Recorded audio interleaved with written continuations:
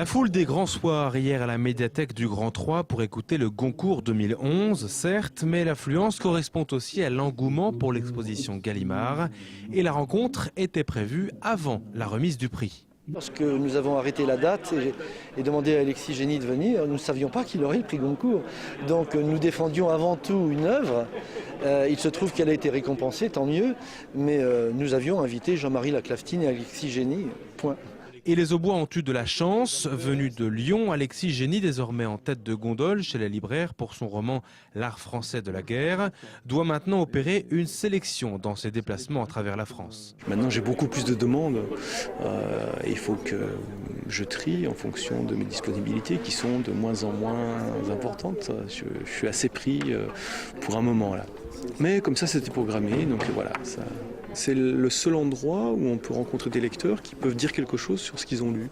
Quand un lecteur dit qu'il a aimé, il n'y a pas de raison que ça ne soit pas vrai. C'est très sincère un lecteur. Beaucoup plus que la critique. En voyant des lecteurs, on est confronté à un vrai miroir. C'est-à-dire des gens qui vont dire ce qu'ils ont trouvé dans votre livre. Et ça, c'est précieux parce que soi-même, on ne sait pas exactement ce qu'il y a dans le livre. Des rencontres qui permettent de tisser un lien étroit et direct avec les lecteurs.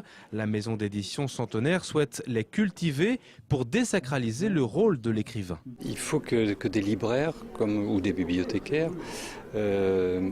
fassent cette transition entre l'écrivain et son public.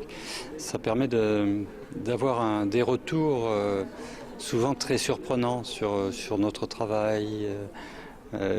Et puis ça permet aux gens de voir que les écrivains ne sont pas différents d'eux.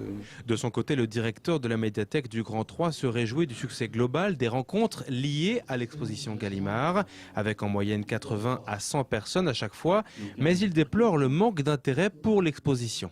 L'exposition n'a pas, à mon avis, rencontré tout son public. J'aurais aimé que davantage de personnes viennent la visiter, d'autant qu'elle n'est pas très grande, que c'est un accès libre. J'espérais plus de public en fait. Il reste désormais une journée aux visiteurs avant de tourner la page et 100 ans pour fêter le 2e centenaire de la maison d'édition parisienne.